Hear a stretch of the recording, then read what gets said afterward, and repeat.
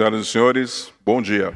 Para continuarmos o 4º Congresso Nacional da FENALEGES, convidamos o presidente da Câmara de Birigui, Dr. César Pantarotto. Convidamos o presidente da FENALEGES, Dr. Eduardo Carrion. Convidamos o professor Diego Leonel, doutorando em Ciências Jurídicas e Sociais. Proferirá palestra sobre Previdência Privada e Fundos de Pensão. Nesse painel também teremos a participação da professora Maris Caroline Grossman, economista, mestre em autuária e pesquisadora pela Universidade Federal do Rio Grande do Sul. Ela estará conosco online. Com a palavra, o presidente da Câmara, Dr. César Pantarotto. Bom dia a todos. Bom dia, Joaquim, Sônia, Marici, Giovana, Miguel, vereador da FE aqui presente também, o nosso palestrante de hoje, professor Diego. Vamos esperar que hoje seja um dia bem mais produtivo do que ontem, né? As palestras aqui são super interessantes e dizer que esse trabalho que a FENALEGES está fazendo, essa descentralização, trazendo para o interior, esse congresso, né, é um avanço. E muita coisa acontece nas grandes cidades, nas capitais, mas desta vez a FENALEGES trouxe para o interior, dando oportunidade para que os municípios aqui da ponta do estado, quase na divisa do Mato Grosso, pudessem participar, né? Então, eu só tenho que agradecer ao Eduardo, ao Joaquim, por a iniciativa de trazer para a nossa região e dizer que é uma pena que muitos não compareçam. Mas é aquela história, os interessados estão aqui e vão nos ver nas redes sociais, que é o mais importante. Porque isso aqui vai ficar a história. Daqui a alguns anos, vão dizer, foi dado um pontapé inicial, alguém começou, né? E com certeza, é muito bom fazer parte desse time que acreditou que seria possível. Com dificuldades, sim, mas seria possível.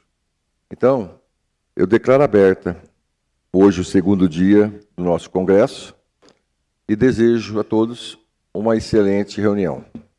Está aberta o nosso 2º dia do congresso da FENALEGES.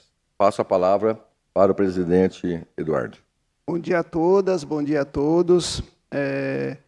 Esse 2º dia estamos aqui com o professor Diego Leonel, de Belo Horizonte. Chegou hoje de madrugada. Obrigado, professor. Professora Maris também, que vai estar virtual, trabalhando com a gente. Vocês vão ver que forma uma bela dupla, né? Vai ser muito bom. À tarde temos o doutor Yuri, né?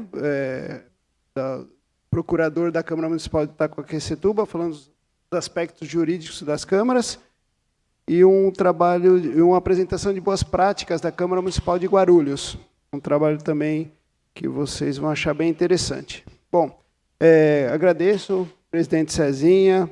A gente tem convivido esses últimos dias, tenho percebido o quão preocupado com a democracia, com a cidade de Birigui, com o povo de Birigui, e é o que o senhor falou. Estamos dando o primeiro passo. Um pós-pandemia, a gente conseguindo fazer o congresso presencial, tendo contar com alguns palestrantes presenciais também. É um orgulho e reforço. Uma boa sorte nós tivemos de poder fazer esse congresso na comemoração dos 100 anos da Câmara Municipal de Birigui. Um orgulho para nós. E agora, vamos ao que interessa, né, Joaquim? Vamos às palestras. Obrigado para vocês. Um bom dia. Antes da gente começar, eu gostaria de cumprimentar a professora Maris, né? Porque nós estamos aqui, ela está virtualmente, e eu não tinha visto ela ainda lá, né? Então, bom dia para a senhora. Que a senhora seja muito bem-vinda ao nosso congresso, tá? Mesmo à distância, mas o assunto nos une, tá bom? Então, muito obrigado por aceitar o convite de participar também do nosso congresso. Muito obrigado, professora. Bom dia. Vocês me ouvem bem? Sim, pode falar. Ah, tá bom. Muito obrigado pelo convite. Primeiro, parabéns pelos 100 anos, né, da Câmara. É um marco, realmente. Eu peço, assim, agradeço o acolhimento por estar disponibilizando a participação online.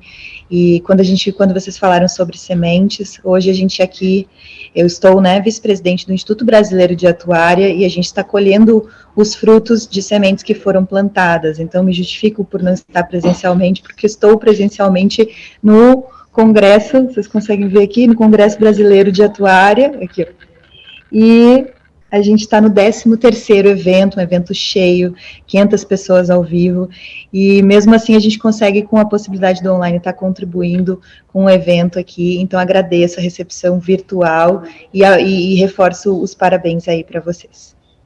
Muito obrigado. Vamos passar a palavra para o Joaquim, para fazer algumas considerações. Não? Direto? Então eu passo, nesse momento, a palavra para o nosso primeiro palestrante, o professor Diego Leonel, que falará sobre previdência, um assunto que nunca cai de moda, né? Que muda todos os dias, todo dia tem novidades, né? Então, a palavra do professor, fica à vontade. Se o senhor quiser usar o microfone sem fio, nós temos. Se o senhor quiser ficar sentado, o senhor explica qual que é a melhor situação para o senhor. Bom dia. Cumprimento a todos e a todas na pessoa do nosso presidente. Parabenizo a Fenalerges por esse evento. Momentos como esse, realizados de maneira híbrida, né, são essenciais para o fomento e a discussão do meu tema, que é ligado à Previdência. Então, parabenizo a Fenalerges, viu, Carrion, em nome da sua pessoa. Agradeço imensamente o convite, mais uma vez, pela minha querida amiga Sônia, da Conacat. Me coloco sempre à disposição, sempre que precisarem, estou à disposição. Antes de iniciar o bate-papo nosso dessa manhã, gostaria de fazer um registro, senão eu não volto para casa se eu não fizer esse registro. Hoje completo 10 anos de casado e estou aqui fazendo o que eu gosto, que é trabalhando e falando sobre Previdência. Então, minha esposa vai estar assistindo, né? Eu falo, olha, tá aí o registro, né? Os parabéns para nós. Agora eu posso voltar para casa, né? Se não fizesse registro, eu estava apertado de costura lá em Minas Gerais. Então, dando sequência, a previdência complementar, previdência privada, previdência pública, ela, como bem disse o nosso presidente agora, por anos vem sendo reformada, né? A todo momento tem alguma alteração no âmbito da previdência, seja pública, privada, complementar, dos militares. O sistema de previdência no país ele vem sendo reformado desde décadas atrás. E essa evolução nas reformas, nas alterações, ela mexe no nosso dia a dia, né? Nosso provento de aposentadoria, na nossa qualidade de vida. Estava vindo no carro agora há pouco com um colega que vai falar logo mais sobre o achatamento dos valores, né, dos vencimentos dos servidores, né? A gente estava falando agora há pouco, falta de possibilidades de revisões, de reajustes. Isso também tem impacto na previdência pública e privada. Quando o assunto é dentro do recorte que nós nos propomos a falar hoje, que é sobre fundos de pensão, eu me recordo e trago aqui a lembrança dos colegas que nos acompanham sobre as alterações que vêm sendo feitas nesse modelo de previdência notado no Brasil. Anteriormente, os servidores públicos, isso eu estou falando ali antes de 1998, os servidores públicos antes, quem que assumia os riscos do pagamento do provento de aposentadoria do servidor? Quem que assumia esse risco anteriormente? Se acontecesse uma pandemia, se acontecesse um desastre, se acontecesse algo na economia do país que inviabilizasse ou impossibilitasse o pagamento das aposentadorias e pensões, de quem era esse risco? Quem assumia esse risco no pagamento dos proventos de aposentadorias e pensões? Bom, até a emenda 3 de 98, 3 de 93, os servidores eles não contribuíam para a Previdência, né? A Previdência era um prêmio. E quando ele se aposentava, ele recebia mais aposentado do que se estivesse em atividade. Porque se pegasse o último contra-cheque do servidor e ele se aposentava com o último contra-cheque dele, ele contribuía para a Previdência enquanto atividade. Quando ele se aposentava, ele não tinha mais aquela contribuição da Previdência. Então, outrora, ele ganhava mais aposentado do que quando estivesse em atividade, porque não tinha aquela contribuição previdenciária. Veio a emenda 3 de 93, de maneira bem tímida, começou a instituir a forma de contribuição previdenciária do servidor, que até então não tinha ainda, né? A partir de 2003, ratificou a contribuição do inativo, dos servidores que se aposentam, vai ter a contribuição previdenciária dele também. E a partir daí, com a emenda 20 de 98, começou a desenhar um novo modelo de quem iria assumir esses riscos para o pagamento do benefício previdenciário, aposentadoria ou pensão. Em 98, de maneira tímida, com a emenda 20, instituiu lá na emenda constitucional a possibilidade de instituir a previdência complementar. Então, começou ali de maneira tímida que os estados e municípios poderiam instituir a previdência complementar. Ainda através de lei complementar. Em 2003, com a emenda 41 de 2003, teve uma maior flexibilidade também para instituir a previdência complementar nos estados e municípios, porém através de lei ordinária. Então a Constituição já veio flexibilizando a forma de se instituir a previdência complementar no país, podendo ser, inclusive, através de lei ordinária. Mas até aí era uma faculdade. Os estados e municípios poderiam ou não instituir a previdência complementar deles. Veio a emenda constitucional número 103, de 2019, 12 de novembro de 2019, e colocou como uma obrigatoriedade. Estados e municípios possuem a obrigação de instituir a previdência complementar em seus entes federados. São Paulo foi o primeiro estado a instituir a previdência complementar, antes mesmo da emenda 103, que foi em 2012, o primeiro estado a instituir a previdência complementar, e ainda de maneira facultativa. Porém, em 2019, veio a obrigatoriedade.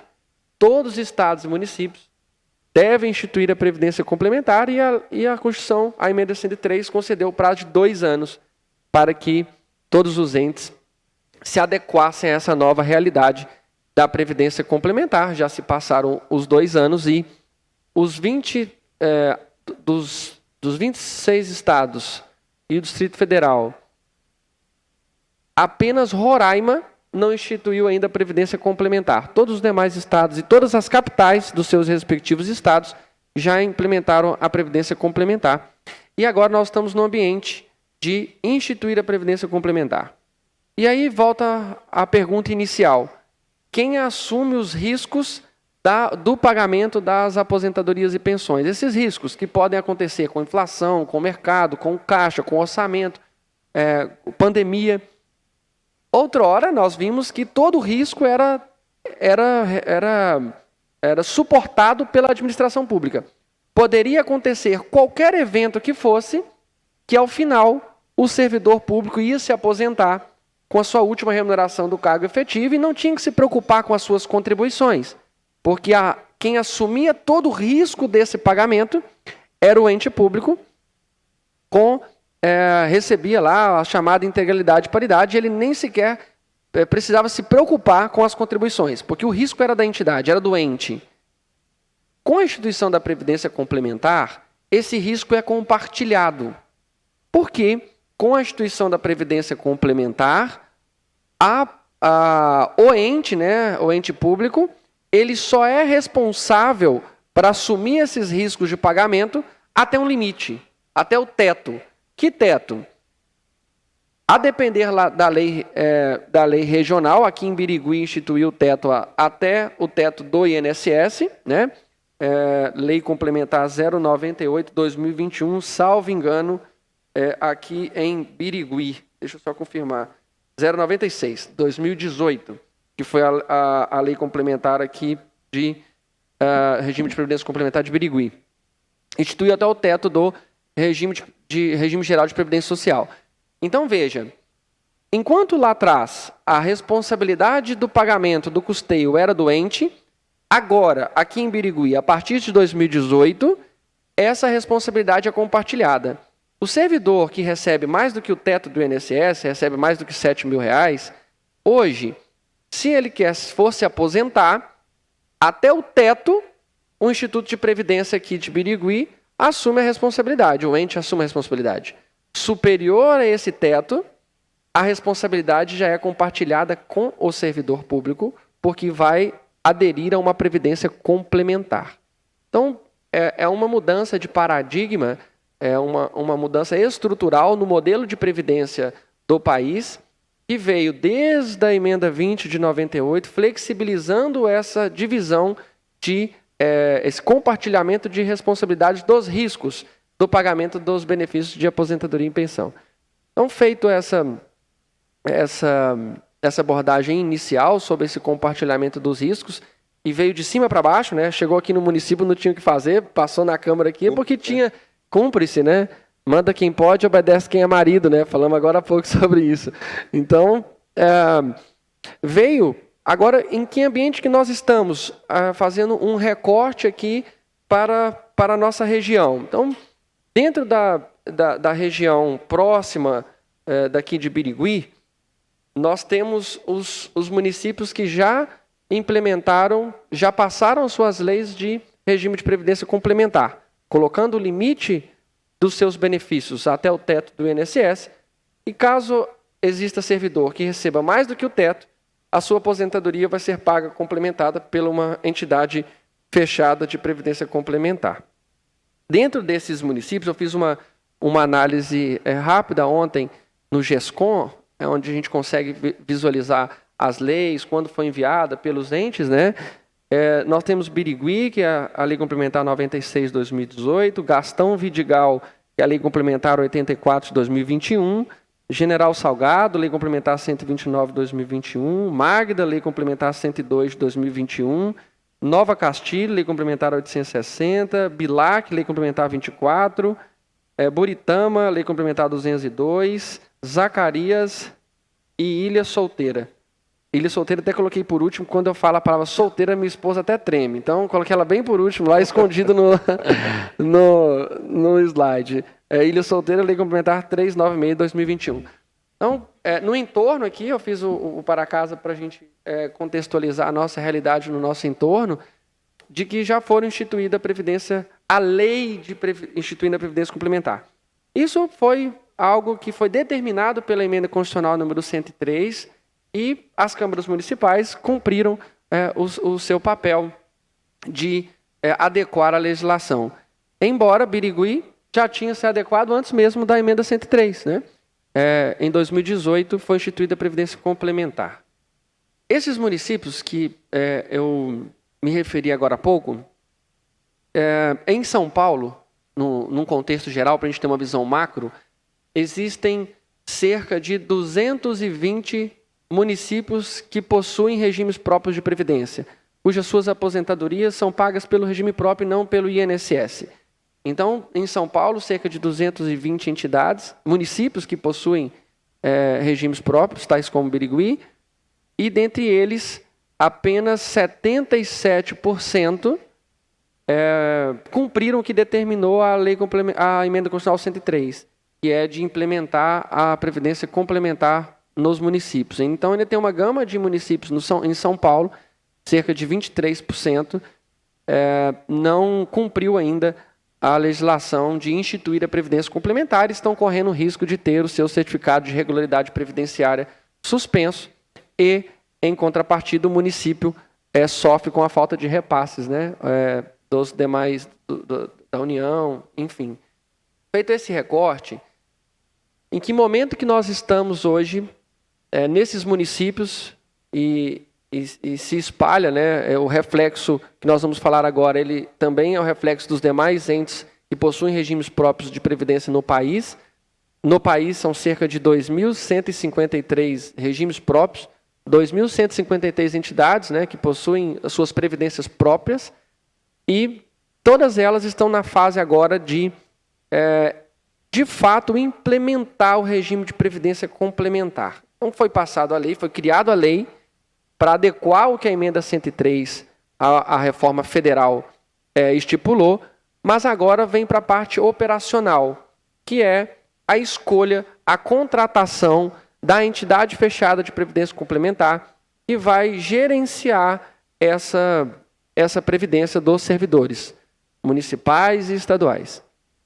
O processo de seleção dessa entidade fechada que vai gerenciar a previdência própria dos municípios que possuem regime próprio de previdência social, ela tem um prazo também estipulado pela Secretaria de Previdência, sob pena de ter o CRP, Certificado de Regularidade Previdenciária, suspenso, e a consequência é inviabilizar os repasses que o município recebe. Então, nós tivemos com o subsecretário Alex Alves, do Ministério da Previdência, no mês passado, num evento que nós compartilhamos mesa também em Minas Gerais, lá na OAB, e, embora o prazo da norma já tenha se exaurido, para fins de fiscalização, o Ministério da Previdência vai levar em consideração até o prazo de outubro para todos os municípios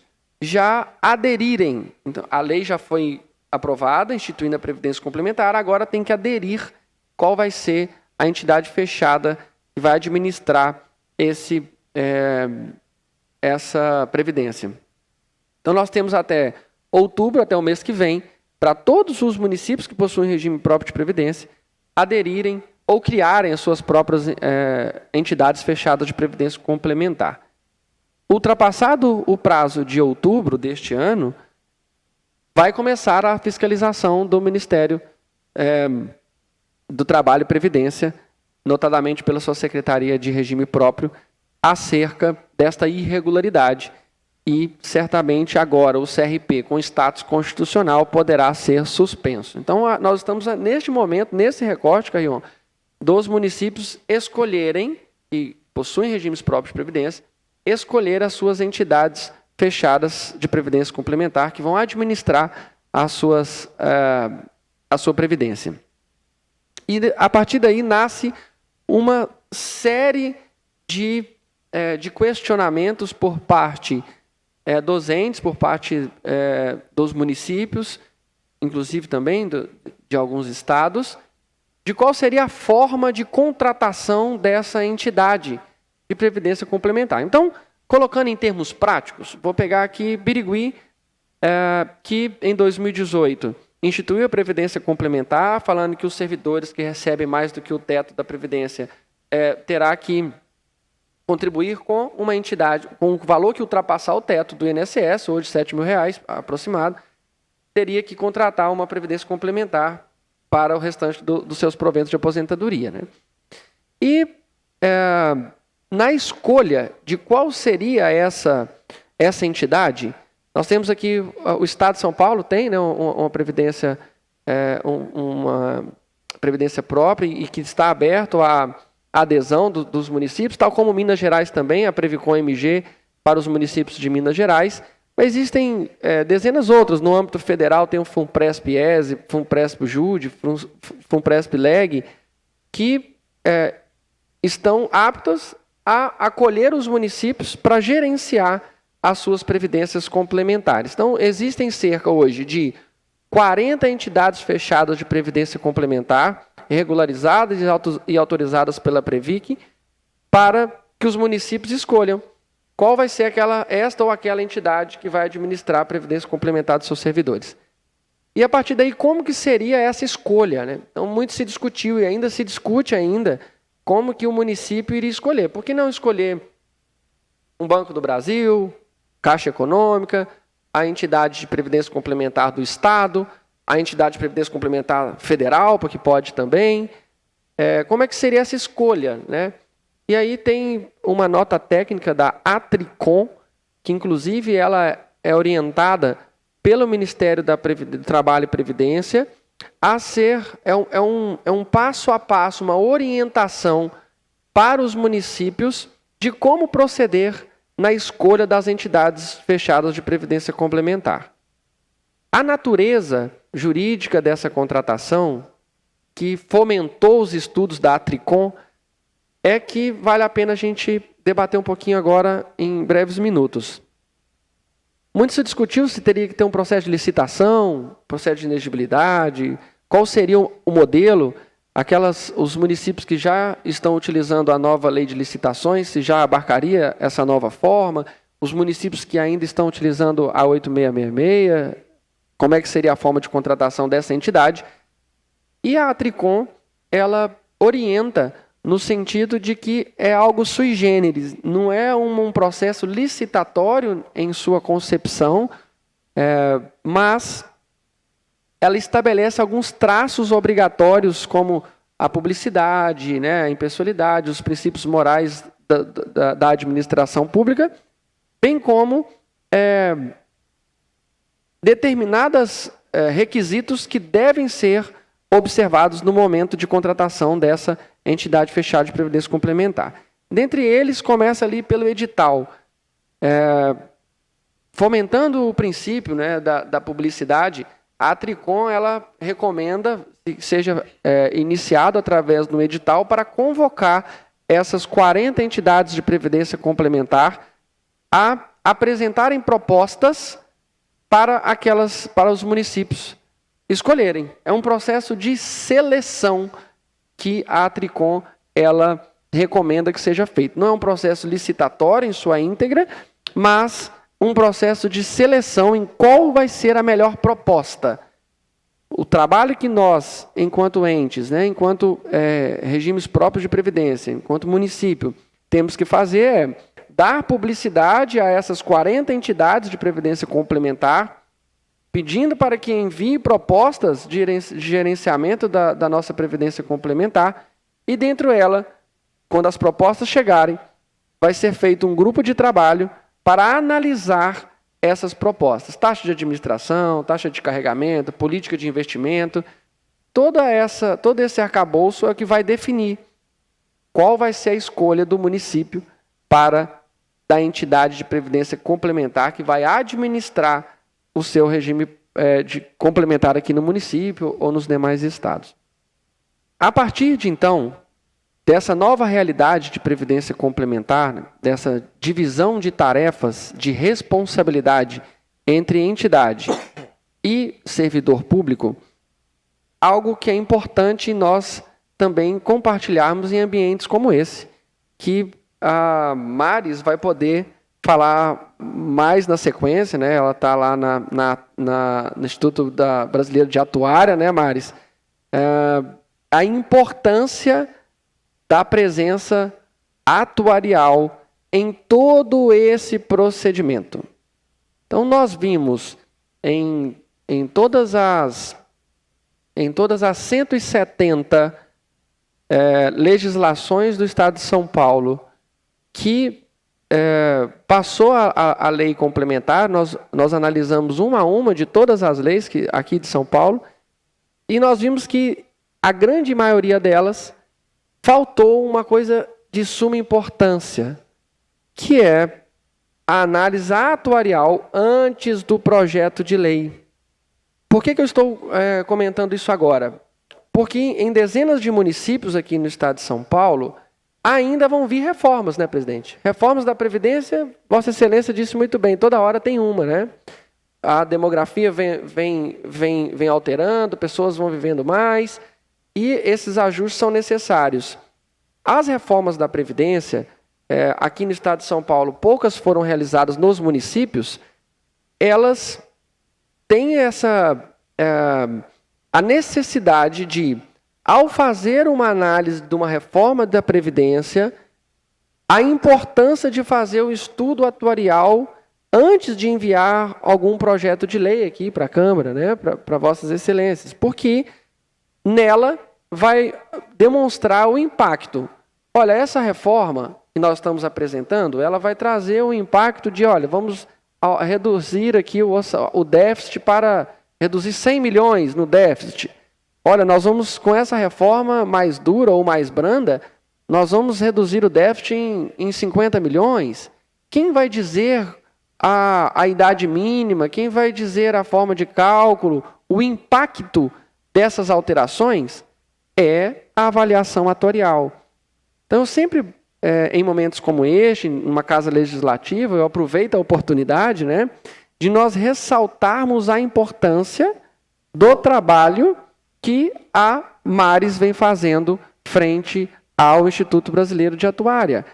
Porque dentro do que a reforma tem como objetivo, equacionar os números, né, porque não existe outro motivo de reforma a não ser o equacionamento de déficits na previdência pública e privada, a atuária ela vem com um papel extremamente fundamental. Vou dar algum exemplo de alguns municípios em Minas Gerais, Bahia e no Amazonas, onde nós prestamos consultoria a alguns institutos de previdência, de que quando nós estávamos analisando as reformas da Previdência, o intuito maior era, olha, nós temos que fazer equacionamento aqui do déficit, nós temos um desequilíbrio nas contas.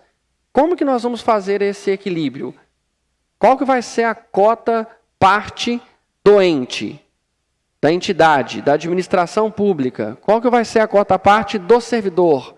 Em que ponto o servidor vai contribuir para esse equacionamento?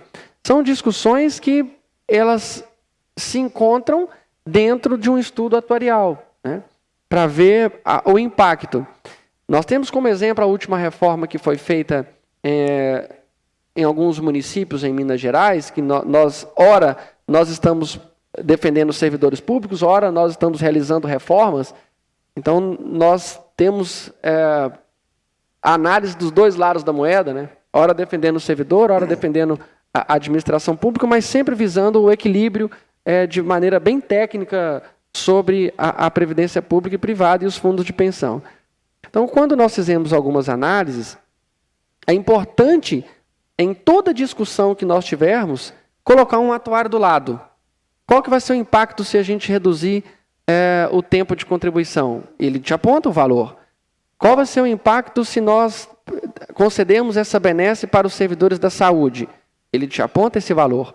Então, gosto de fazer esse registro, porque muito pouco vem se discutindo no âmbito das reformas a presença constante de um atuário para acompanhar e dar suporte no poder de decisão de quem está na administração pública.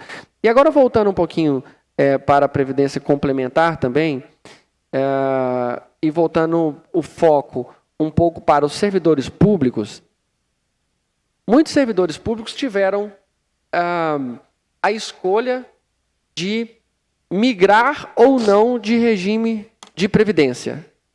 Então, em 2018, quando foi feita a lei complementar aqui em Birigui, deram um prazo para os servidores. Olha, você que era antes, quiser migrar para o novo regime, pode migrar. E deu o prazo. Outros municípios, dentre os que eu elenquei agora há pouco, eles consideram prazo de 12 meses, 90 dias, 180 dias, para o servidor tomar uma decisão se ele migra de regime ou permanece como está. Explico. Servidor público que entrou no serviço público antes da reforma da Previdência, da instituição da Previdência Complementar, então vou tomar como base Birigui, porque estamos aqui, servidores que entrou no serviço público em cargo e provimento, titular de cabimento efetivo antes de 2018, pode permanecer como está, aposenta com valores superiores ao teto do INSS, não tem a necessidade de ter a limitação do seu provento de aposentadoria ao teto do INSS. Acontece que foi dada uma opção de escolha para este servidor. Olha, servidor, você não tem a obrigatoriedade. Você pode permanecer como está hoje, se aposentando como está hoje, com as regras que está hoje, sem que tenha que migrar para o regime de previdência complementar.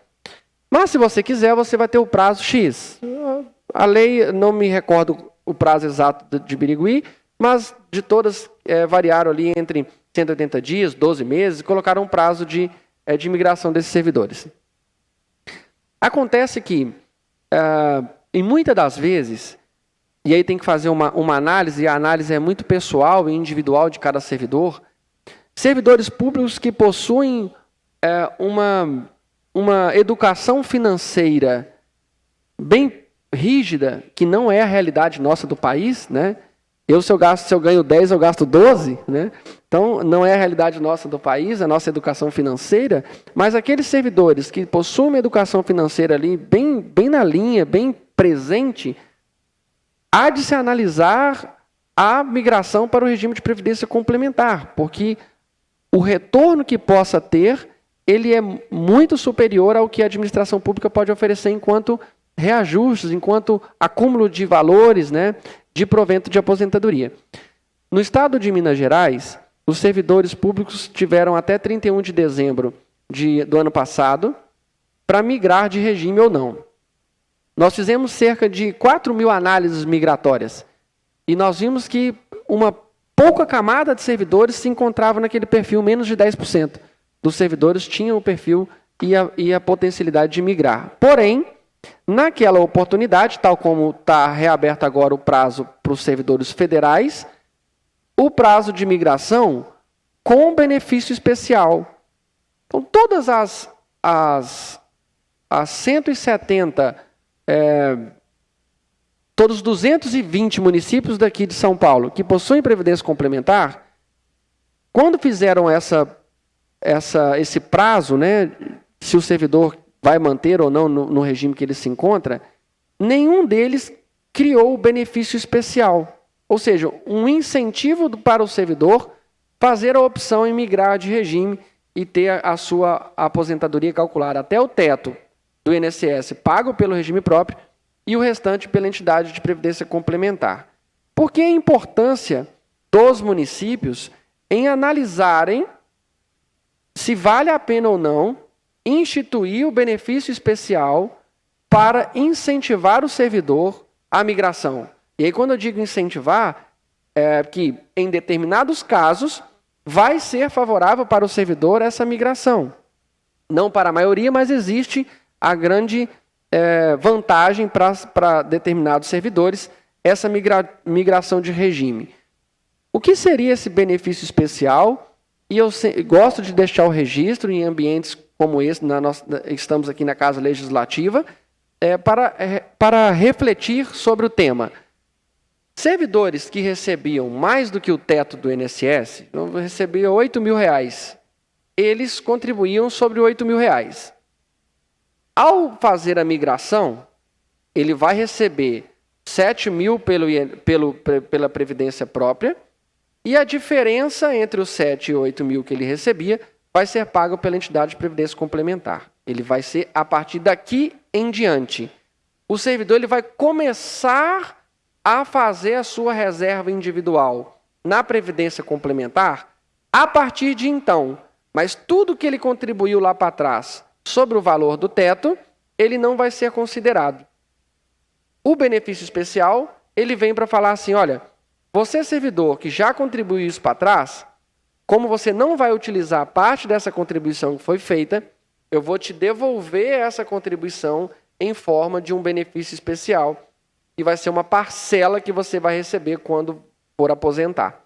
Então, é um incentivo daquele servidor que tem condições de migração, fazê-la sobre esse aspecto. Então, os municípios em Minas Gerais, onde nós estamos presentes, seja por parte da administração ou por parte dos servidores públicos, nós já estamos fazendo esse mapeamento daqueles municípios que possuem servidores com condições de migração que seriam vantajosos tanto para o servidor público quanto para a administração pública, tendo em vista que a previdência complementar, ela vem com um dos intuitos dela, fazer o equilíbrio das contas no âmbito da previdência pública e privada. Bom, dentro dessas premissas de migração de regime, previdência privada dos servidores públicos as entidades, a forma de escolha das entidades fechadas de previdência complementar, o que eu sempre gosto de ressaltar e ir caminhando para a minha finalização da fala, Carrion, é que o peso dessa decisão de instituir a previdência complementar, de migrar para a previdência complementar, ela sempre vem recaindo sobre o servidor público.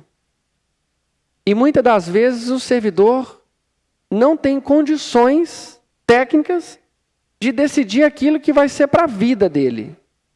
E, infelizmente, até nós que estudamos, né, tem 15 anos que eu estudo Previdência e fico por conta de Previdência, toda hora sai uma legislação e toda hora a gente tem dúvidas sobre ela, como vai ser interpretada essa legislação. Recentemente veio a Lei Complementar 173, que suspendeu os benefícios todos aí de contagem de tempo para quinquênio, biênio, anuênio, e dentre outras legislações que vêm. E no fim da ponta, sempre se encontra o servidor público, que além de servir, ainda tem que paralisar toda a sua vida para estudar e ajudar a tomada de decisão. Então, eu gosto de fazer esse registro, de convidar, né, as entidades, o poder público, de oferecer, né, oportunizar aos servidores esse acompanhamento previdenciário desse servidor. E muitas das vezes isso é carente, não num Brasil como um todo, né, tem essa carência da educação previdenciária. Tomemos como um exemplo a importância desse acompanhamento do servidor na vida dele de aposentadoria.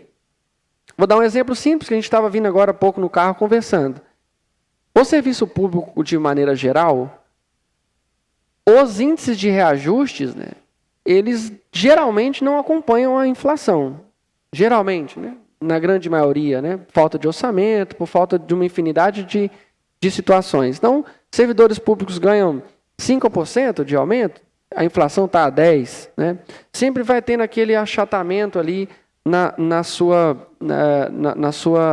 seu vencimento, no seu provento de aposentadoria também. E a partir daí existem parcelas dentro do vencimento do servidor que elas podem ser escolhidas para que o servidor contribua sobre aquela parcela com o intuito de aumentar a sua aposentadoria. Tomemos como exemplo vantagens de servidores que ocupam cargos comissionados, cargos de confiança, servidores efetivos, né, que ocupam esses determinados espaços, e muitas das vezes essa parcela, eles não contribuem sobre essa parcela. Isso dá um exemplo, de infinitas oportunidades que podem ser feitas. E a partir daí vem algo que, no dia a dia, a gente vê isso nos cálculos, que se aquele servidor, lá atrás, tivesse tido uma orientação sobre se poderia ou não contribuir sobre aquela parcela, ele optaria, porque ia melhorar o provento de aposentadoria dele, né? Recentemente teve uma alteração que todo servidor público ele tem a limitação da última remuneração sua no cargo efetivo. Então, servidor que ganha R$3.000 e está ocupando um cargo comissionado de 5, quando ele for se aposentar, ele não pode aposentar com mais do que R$3.000, porque a legislação determina o limite à última remuneração do cargo efetivo. Acontece que a emenda constitucional 103 de 2019 concedeu liberdade aos municípios, aos estados e municípios, em dispor ao contrário, elevar o limite da última remuneração do cargo efetivo para o teto do INSS, desde que por regulamentação própria municipal, né? Então, hoje, o limite que tem da última remuneração do cargo efetivo só está regulamentado pela legislação local. E se for de interesse público e dos servidores, essa pode ser uma das alterações que oportunizam os servidores a ter um provento de aposentadoria maior, já que ele está recebendo um valor maior naquele momento, né? Então, deixo aqui o convite, o registro da importância do acompanhamento dos servidores públicos na sua relação previdenciária como um todo, né? Porque já está ali na ponta da lança quem vai entregar a prestação jurisdicional, a prestação do serviço público ao servidor, né? E se ele for parar ainda para estudar Previdência, coisa que eu faço há 15 anos, né? Alguma coisa tem que desfocar, ou vai ser o serviço público ou vai ser a sua análise previdenciária. Mas seria esse registro, presidentes, que eu separei hoje para esse recorte, para conversarmos um pouco sobre os fundos de pensão e a previdência complementar, a situação que se encontra hoje aqui no nosso entorno, dos municípios do nosso entorno, e, de antemão, gostaria de reforçar os meus agradecimentos e parabenizar mais uma vez a FENALERJ, o presidente desta casa, por abrir esse espaço, né, e oportunizar momentos como esse. O registro também do agradecimento da presença do nobre vereador dessa casa, que acompanha aqui presencialmente, e quem está nos assistindo pelas redes sociais e quem nos está nos prestigiando aqui de maneira presencial, meu novo registro, e agradeço a oportunidade e coloco à disposição, presidente. Obrigado.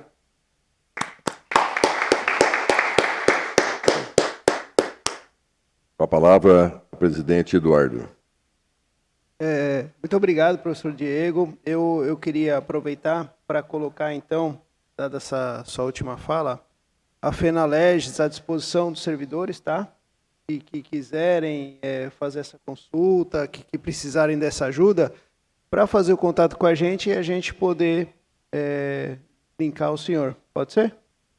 Presidente, fico à inteira disposição, inclusive o propósito maior é a difusão mesmo, a divulgação, né, dos direitos dos servidores, e eu faço isso com muito grado, sem qualquer ônus para a entidade, nada. O intuito maior é de orientação, é de fomentar mesmo o direito dos servidores. Então, pode contar com essa pessoa que vos fala aqui para toda e qualquer forma de orientação gratuita para os servidores. A gente está aqui para construir mesmo uma forma de ampliar esse conhecimento que Deus nos deu a oportunidade de adquiri-lo e temos a obrigação de compartilhar. Então, fico à inteira disposição e parabenizo a FENALERJ por essa iniciativa.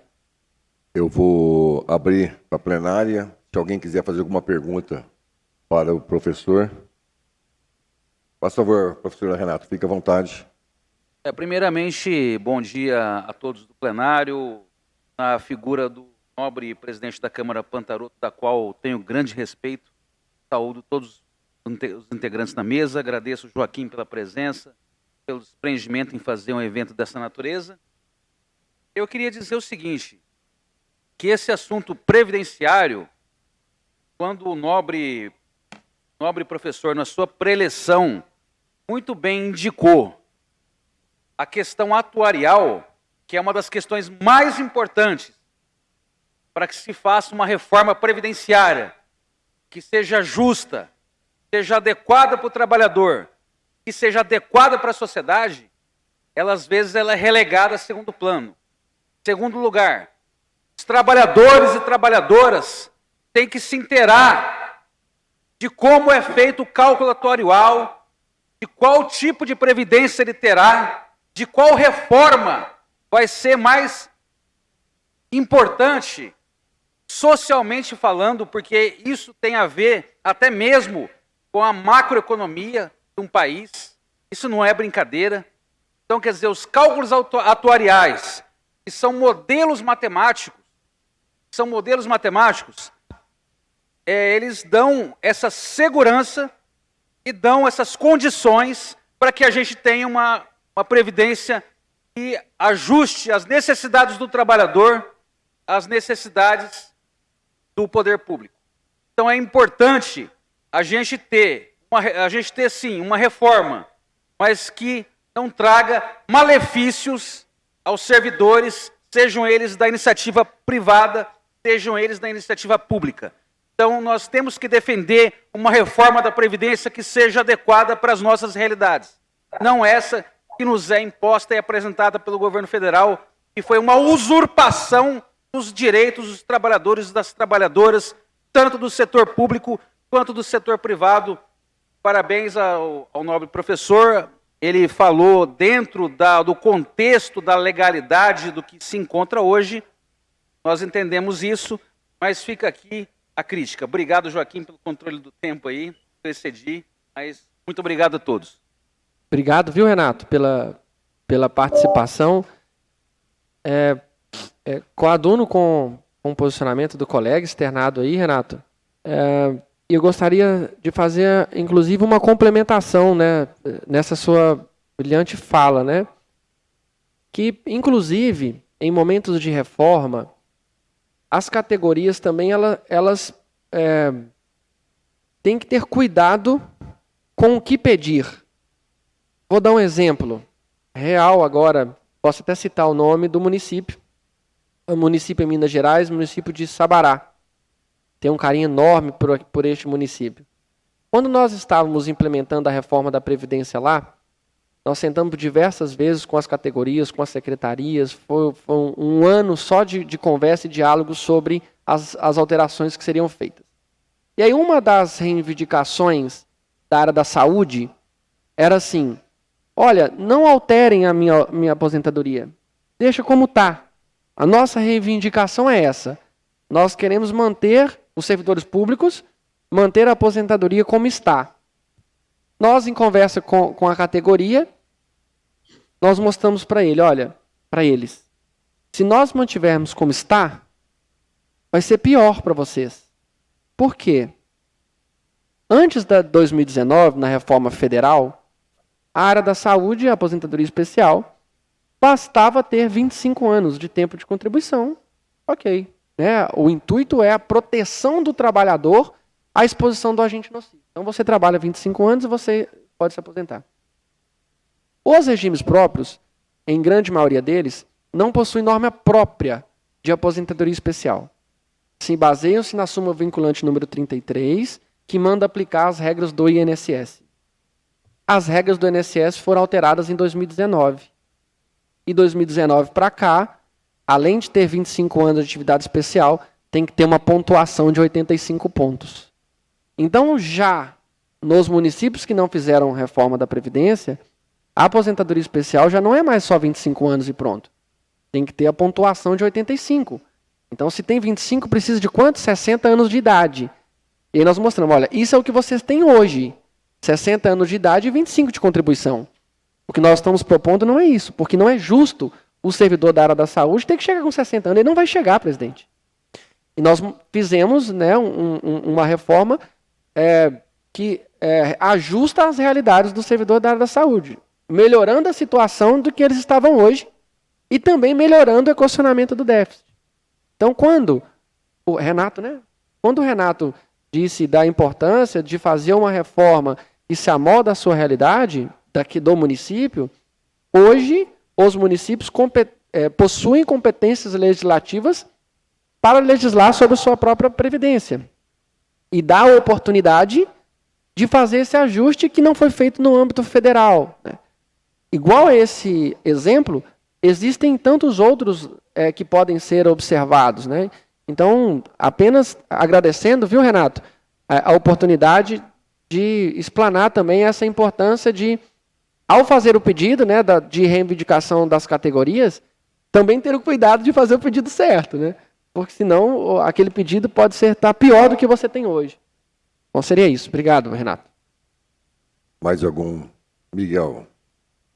Bom dia. Bom dia.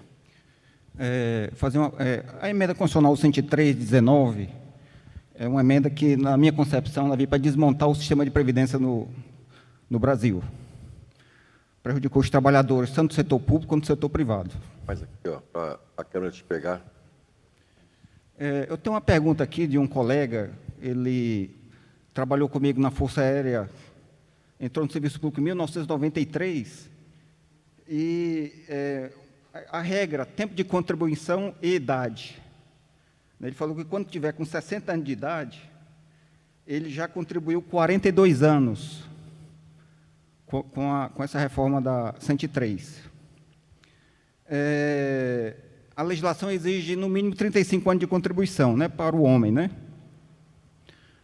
A partir de que momento ele começa a receber o abono de permanência quando ele precisa ter as duas, a idade, 60 anos, e os 35 de contribuição para receber o abono de permanência, ou a partir dos 35 anos, sem ter os 60 anos, ele já recebe já passa a receber o abono? O amigo não tem não, né? O nome dele? Luiz Fernando. Luiz Fernando. Bom, obrigado, Miguel, e também externo os agradecimentos ao Luiz Fernando. Bom, se nós formos tratar de abono permanência, nós já estamos falando que trata-se de servidor público titular de cargo de provimento efetivo e não da iniciativa privada. Servidor federal, pela legislação federal.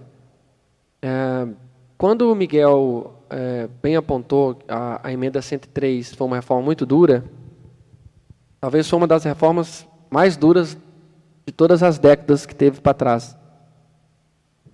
Retirou muitos direitos sociais mesmo, foi um retrocesso social muito grande. Pensionamento hoje, pensão por morte, valores que deixam os beneficiários aí numa situação muito delicada, em um momento difícil da sua vida.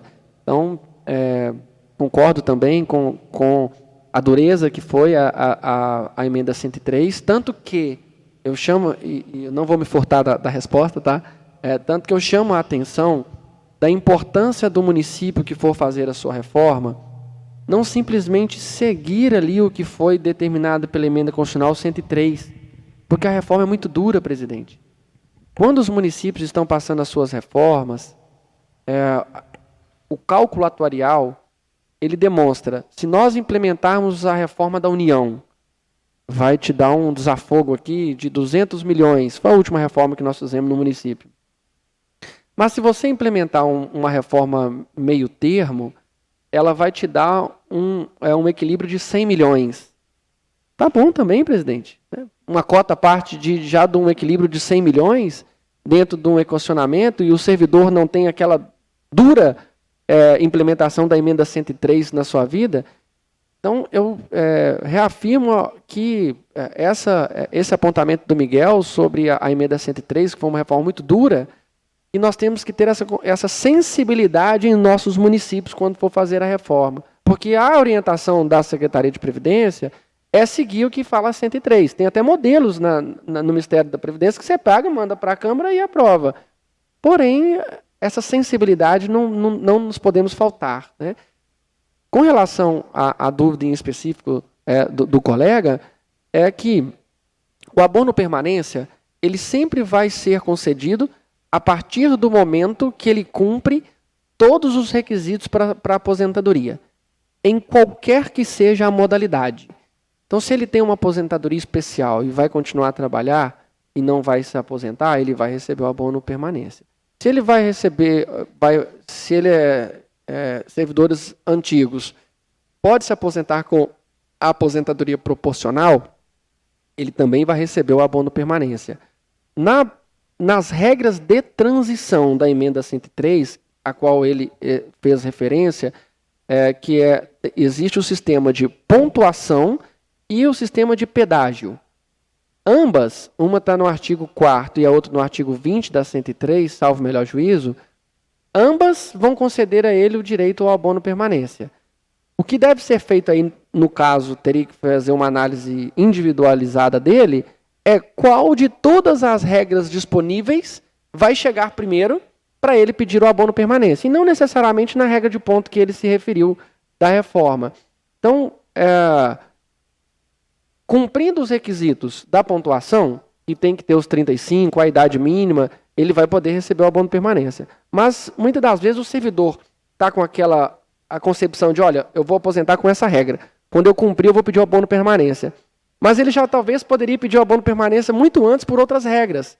E a administração não faz essa análise individualizada para bater na porta do servidor e falar, olha, você já pode receber o abono permanência. Não tem sistema para isso. Então, o que eu aconselho o colega é fazer uma análise, né, dele para ver em todo o arcabouço, em todas as regras, qual chega primeiro para ele pedir o abono permanência dele. Eu tenho uma outra pergunta. Você falou a questão da migração do regime próprio para o regime de previdência complementar. Qual é o ponto, no caso do servidor de cargo efetivo, seria mais ou menos tempo de de contribuição essa pessoa poderia ter, no mínimo, ou no máximo, para fazer essa migração, assim? Por exemplo, eu estou com 34 anos de serviço público. A minha concepção, acho que para mim não valeria a pena. Mas eu acho que o servidor que está entrando agora, talvez valha a pena. Então, qual seria mais ou menos o ponto de corte de um servidor para fazer essa migração? Perfeito, Miguel. E essa pergunta foi uma das que a gente mais respondeu no ano passado, na era da migração no estado de Minas Gerais. Porque como que vai funcionar o sistema de previdência complementar? É um regime de capitalização, como se fosse uma reserva individualizada, né? Então vamos pegar aqui um baú e que a partir de agora nós vamos colocar dinheiro lá dentro. Então aqui está a cota individualizada do Miguel, servidor público e que fez a migração. Cada mês que passa nós vamos colocar uma cota lá dentro. No âmbito aqui do município, seria 7,5%, salvo engano, cota patronal e o servidor 7,5% também. A Secretaria da Previdência permite até 13%. Mas essa cota individual, vamos pegar ali o barril do Chaves, e cada mês nós vamos colocar um dinheiro lá dentro a partir de agora. Esse dinheiro vai ser capitalizado, investido no mercado, de acordo com o plano de investimento do regime de previdência complementar. Ao final, quando for se aposentar, vai olhar lá para dentro do baú do Chaves e vai falar: o que tem aí? Eu vou te pagar de aposentadoria. Se nós, servidores, está faltando ali 2, 3, 5, 7 anos para me aposentar, o período de acúmulo é muito pequeno. Então, certamente, na hora de fazer os cálculos, vai verificar que não vai ser uma vantagem, porque ele vai receber de acordo com o que ele acumulou. Diferentemente dos servidores que estão entrando agora, que tem uma projeção de 30 anos de contribuição ainda. Diferente dos servidores que possuem integralidade e paridade, e o reajuste dele vai de acordo com a sua última remuneração. Os servidores da média, ok. Né? Servidores da média que estão entrando agora têm um tempo de capitalização muito grande, de acúmulo, bem como ele não tem a garantia de receber a última remuneração. Vai ser feita uma média mesmo. Então, dentro desses grupos, integralidade e paridade, servidores que estão há menos de 10 anos para se aposentar, esses servidores esquecem migração, né? Esquecem previdência complementar. Já os novos servidores pela média, servidores que, de modo geral, tá bem, Miguel? De modo geral. Porque a gente tem um conhecido que é procurador federal, ele com integralidade e paridade migrou de regime. Porque ele tem um fundo de investimento que ele tem uma política de investimento própria dele que vai rentabilizar muito mais do que a administração pública. Tudo bem, é uma exceção à regra do Brasil de uma educação financeira, né, uma política de investimento própria. Mas, num modo geral, servidores que estão há menos de 10 anos para se aposentar, servidores que possuem integralidade e paridade, são servidores que não devem se pensar em migrar de regime, não. Então, agora, já não tem mais... Eu tenho que agradecer ao Diego, professor Diego, e dizer da importância desse tema, né? No nosso município, nós temos o Instituto de Previdência, onde o município tem uma dívida frondosa com o Instituto, e que muitas vezes vem o parcelamento da dívida, vem o parcelamento, e a gente fica enxugando gelo, né? Eu até comentei uma das minhas falas, né, que teve um prefeito que quis vender alguns terrenos na cidade para amortizar a dívida e parcelar o restante da dívida. Eu até fiz uma comparação na época, que era você pegar um copinho de água e jogar no edifício de 30 andares que está pegando fogo, né? É uma ação inócua, porque não vai surtir efeito. E até penso ainda que a melhor forma da gente sanar esse problema seria com fazer dação, pegar os terrenos que a prefeitura tem no município e que ela fizesse dação para o Instituto, avaliasse a dívida, porque daí o Instituto vai desfazendo desses terrenos de acordo com a necessidade de captar dinheiro, né? Mas isso o tempo vai dizer o que vai acontecer, porque nada nesse país é uma certeza, porque as regras vivem mudando. O que é hoje, amanhã não é a mesma coisa. Tá? Então, esse é o meu ponto de vista. Mas, professor Diego, muito obrigado pela tua presença, pela sua aula. Então, dando sequência, eu vou chamar a professora Maris, que está online, tá? Que ela falará sobre o segundo assunto de hoje. Tá? Então, eu convidaria aí a técnica aí e já conectasse com a nossa palestrante. E desde já, muito obrigado, professora. É um prazer tê-la, senhora, no nosso congresso. Obrigada a todos e muito obrigada pelo convite, na pessoa do senhor Eduardo. É um prazer sempre falar depois do Diego Leonel. É muito tranquilo, porque ele fez uma excelente aula e uma introdução completa sobre a trajetória que a gente vem fazendo dentro da Previdência. Eu separei hoje para a gente falar, né? Deixa eu agradecer também a nossa querida Sônia, o convite, né? É nosso canal aí de convite para estar disponível aqui hoje. Mas eu separei hoje para a gente falar 5 desafios. Então, na medida que o professor Leonel já trouxe um histórico e um embasamento muito adequado do que aconteceu e do que vem os desafios, a gente vai estar falando da Previdência, aqui a gente vai estar falando do presente e incluindo o futuro. Né? Nesse sentido, a gente vai fazer o link agora da ideia do que a gente tem de previdência privada e fundo de pensão daqui para frente. E eu agradeço muito, inclusive, a fala do Leonel e, inclusive, falando sobre a oportunidade que a gente tem de ter atuários, né, que é um técnico, e aqui eu represento eles na forma de vice-presidente do Instituto Brasileiro de Atuária Atual, de ter eles dentro dessas instâncias de decisão, de ter eles, os técnicos, devidamente dentro da parte, dando suporte mesmo, com cálculos, para daí serem feitas as tomadas de decisão. Então, a gente coloca aqui que é possível, sim, né, faz uma pergunta, mas a gente vai colocar que é possível fazer o entendimento da importância da previdência de longo prazo, em especial aí num contexto de instabilidade econômica. E aí, os 5 desafios vão traduzir isso. Esse contexto de instabilidade econômica, que se alinha muito à própria fala agora recente do nosso querido Eduardo, que o que é hoje a gente não sabe o que vai ser amanhã, o atuário, ele está acostumado com isso. Se a gente for pegar o histórico da pandemia, a própria pandemia que pegou todos nós que nunca tínhamos passado no momento histórico por isso, a própria pandemia já é algo conhecido no histórico de análise de risco.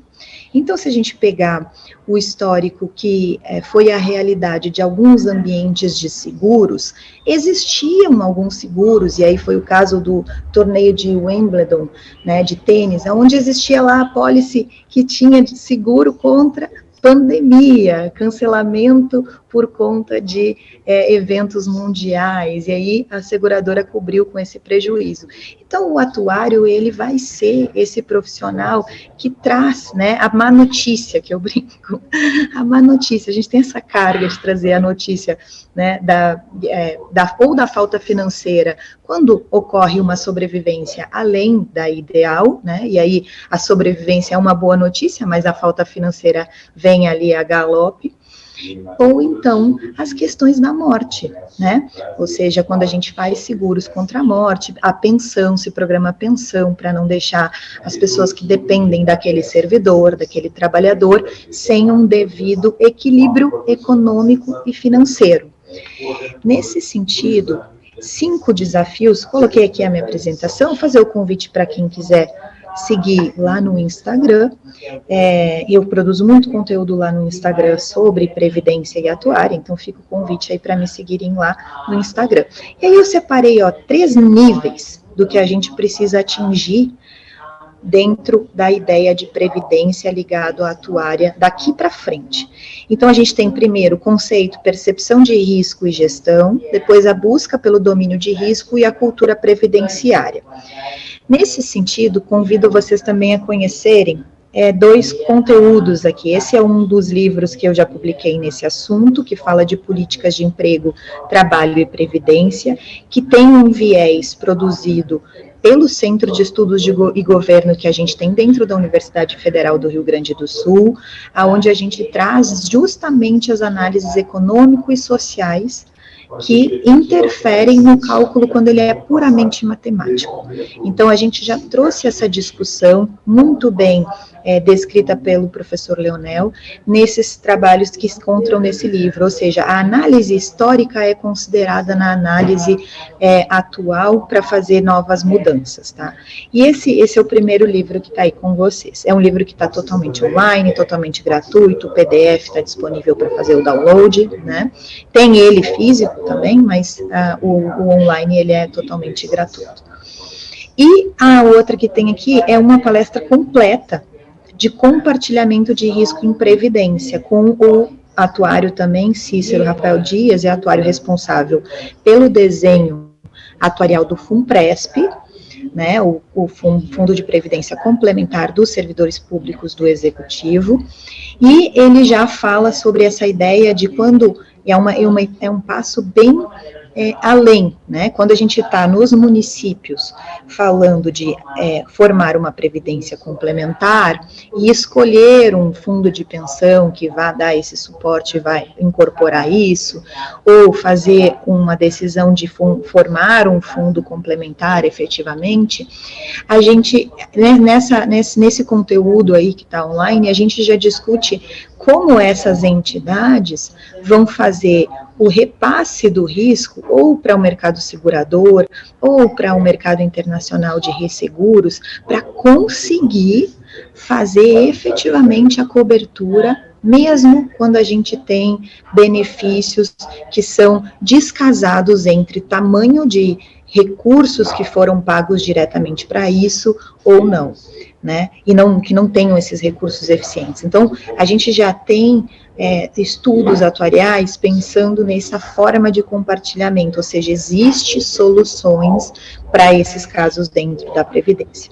Dado essa indicação aí, que como professora eu não posso deixar de indicar tema de casa, né, conteúdo para casa, a gente entra, então, na concepção do que a gente vai entender aqui por risco. E aí, risco, quando eu estiver falando aqui, a gente vai estar falando sobre probabilidade ou possibilidade de um infortúnio, insucesso ou um resultado indesejado e se refere ao futuro.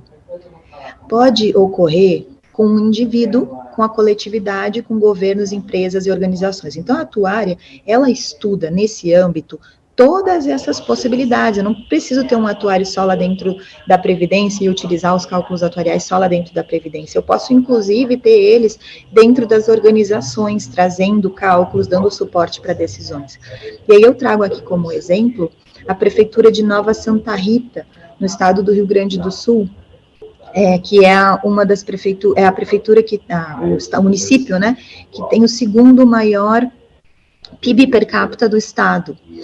E a gente ofereceu dentro da universidade uma possibilidade de pesquisa e de estudos fundamentados, bem com uma fundamentação, digamos, bem profunda e adequada para órgãos públicos, né, para resolver planejamento estratégico para a prefeitura do município, olhando para a Previdência. E quando a gente olha dessa forma, a gente evita a necessidade de mudanças bruscas, como muito bem relatadas aqui na pergunta que a gente teve entre uma exposição e outra, essas alterações bruscas na Previdência. Tá? Então, essa estrutura de entendimento de risco nos traz essa possibilidade. E aí, qual é a nossa... Então, como eu falei que eram 5 desafios, vamos olhar os 5 desafios que a gente tem aqui. Primeiro, a crença infundada no passado. Essa crença infundada no passado vem a partir dessa frase, que é uma frase muito interessante, e a fala, tá, de um capitão, que falava assim, ó, em toda a minha experiência no mar, nunca estive em nenhum acidente digno de menção. Só vi uma única embarcação em perigo em todos os meus anos no mar. E mais do que isso, nunca vi um naufrágio. Excelente, né? Experiência e de navegação. Esse capitão aí parece que podemos confiar no capitão. Pois é. Sabe por quem essa frase foi dita? Por Edward Smith, o capitão do Titanic. E isso quer dizer o quê? Que quando a gente olha exclusivamente para o passado e não deu problema até lá, ou até agora, a gente pode estar perdido quando a gente tem um Titanic em breve aí pela frente.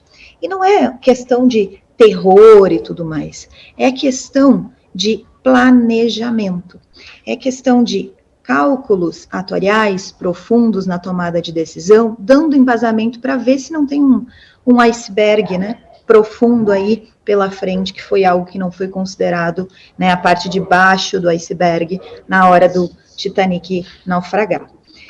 Então, esse é o primeiro desafio, evidente, a gente olhar na hora de viabilizar, né, a previdência dos servidores públicos dos municípios, dos estados, é olhar a realidade de cálculo para frente e considerar o que é possível, a maior integralidade possível, a maior sustentação possível para frente. E aí, segundo mote aqui dos desafios, é quando a gente fala sobre busca pelo domínio do risco. Então, o segundo desafio da Previdência hoje é o princípio do mutualismo. Quando a gente fala em Previdência, existem 3 pilares. O primeiro é o princípio do mutualismo, os outros a gente vai ver daqui a pouco. O que é esse tal desafio e, portanto, relacionado ao princípio do mutualismo? O mutualismo se refere a solidariedades, né, a possibilidade da gente dividir prejuízos futuros muito grandes que atingirão somente algumas pessoas, e quando a gente faz essa divisão, a gente está utilizando o princípio do mutualismo. Eu gosto muito de pensar que isso pode ser muito teórico, mas que existe uma aplicação prática, que são através das solidariedades na vida cotidiana. O que significa quando a gente faz dentro da família um certo equilíbrio entre quem recebe o quê e quando a gente divide todas as contas? É uma espécie de mutualismo. O que significa quando a gente tem uma comunidade que faz uma festa comunitária e que divide aquele custo daquela festa comunitária, aquele evento grandioso e que é fora da normalidade, entre a comunidade ao longo do ano, com algumas rifas, com algumas cobranças? É um princípio de solidariedade, é o mutualismo na nossa prática cotidiana. Né, no próprio governo, quando a gente tem a instituição de impostos, o Estado do bem-estar social é um formato que utiliza o princípio do mutualismo. Então, ele é algo que está aí no nosso dia a dia, mas ele é um desafio na Previdência. Por que especificamente? Porque quando se trata de RPPS, de regimes próprios de previdência social, de garantir a previdência do município, e a gente tem um desenho aonde a possibilidade da gente contar com o mutualismo de órgãos maiores está reduzida, porque o mutualismo tem isso, né? A gente conta com órgãos maiores, com responsabilidades maiores. E, atualmente, na Previdência, a gente, enquanto município, não consegue contar com o princípio do mutualismo, principalmente quando a gente tem o surgimento aí de diversos RPPS. Essa discussão, ela é muito importante. A gente, inclusive, está com o doutor Alex Rodrigues, lá da SPREV, aqui no Congresso Brasileiro de Atuária, agora de manhã, nesse mesmo horário, proferindo uma mesa de debates com diversos atuários sobre o assunto. E quando vocês tiverem eventualmente, a possibilidade de contratar atuários nas prefeituras, consultorias, e eu até prefiro ter o profissional dedicado ao assunto, não é uma cultura, é verdade, no mercado ainda, mas eu até prefiro entender que é necessário ter um profissional ali dentro do RPPS, com um concurso e tudo mais, porque aí você tem alguém ali dentro que tem que fazer os cálculos e que também tem a vivência específica do risco. Também tem a vivência específica e a realidade daquela entidade. Também tem o entendimento da conversa, o entendimento do impacto na sociedade de forma da gestão pública. Então, quando eu só contrato uma consultoria, aqueles cálculos, eles às vezes podem estar muito descolados da realidade. Quando eu tenho um profissional internalizado dentro de uma entidade, a gente começa a dizer, agora eu tenho um cálculo que eu consigo entender como mais realista, né, por conta da vivência. E nesse sentido, a gente tem, dentro do Instituto Brasileiro de Atuária, um comitê técnico de previdência pública, aonde se reúnem os atuários que estão cumprindo o desafio de lidar com essas alterações recorrentes na previdência dos servidores públicos e dos trabalhadores.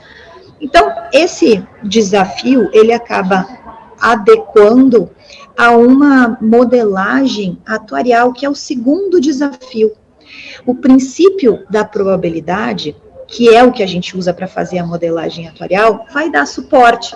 Só que ele não pode ser usado de qualquer forma. Ele precisa do que a gente chama de uma internalização do cálculo.